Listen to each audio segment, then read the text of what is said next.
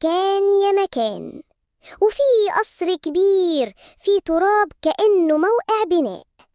كانت في بنت جميلة اسمها سندريلا، بس كان اسمها الحركي في البيت لمعي المطبخ يا سندريلا.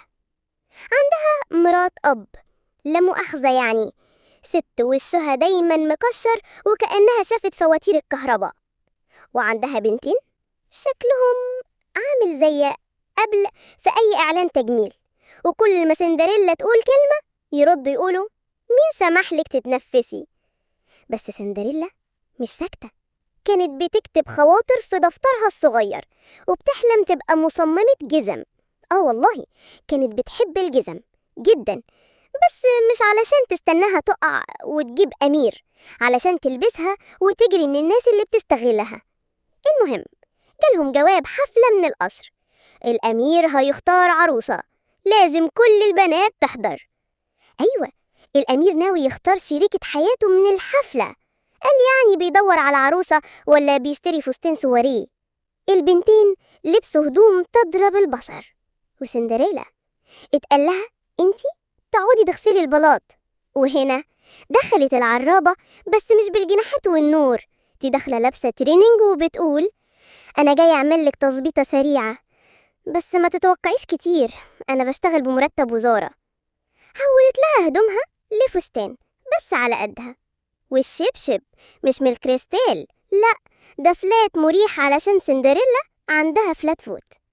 راحت الحفلة، بس وهي داخلة القصر كانت بتفكر هو أنا جاية أتجوز ولا أدور على فرصة عمل. شافت الأمير، لقيته عامل نفسه راقص ومش عارف يفرق بين تانجو وبلدي. قال لها اسمك ايه يا حلوة؟ قالت له اسمي سندريلا، ومش هنا علشان أتجوز، أنا جاية أعرض تصميماتي. انبهر، بس مش بيها، بالجزم، وقال لها ممكن أخدها؟ قالت له انت ما ينفعلكش تاخد خطوة غير بإذن صاحبة الخطوة، وسابت له الجزمة ومشيت. الكل فضل يقول هيدور عليها، بس لا، هي اللي عملت براند جديد للجزم وسمته سندر ستيبس. مش أي جزمة تمشيكي، دي جزمة تطلعك من اللي انت فيه.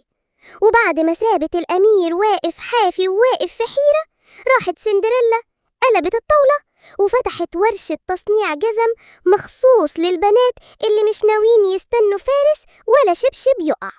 بقت أول بنت تعمل خط إنتاج جزم اسمه سندر ستيبس، جزمة تطلعك من اللي انت فيه. سندريلا كانت قاعدة على مكتبها بترسم تصميم جديد، وشها فيه نفس النظرة اللي بتقول أنا مش هستنى أمير، أنا هستثمر في نفسي. والجنية كانت واقفة جنبها لابسة ترنج وباين عليها فخورة قوي، بس فخورة بالعقل مش بالفستان. وإحنا قفلنا الحدوتة، بس قبل ما نقفل الدمية بتقولك لو استنيت الفرح من الشبشب غالبا هتلاقي نفسك في مقاس مش مقاسك.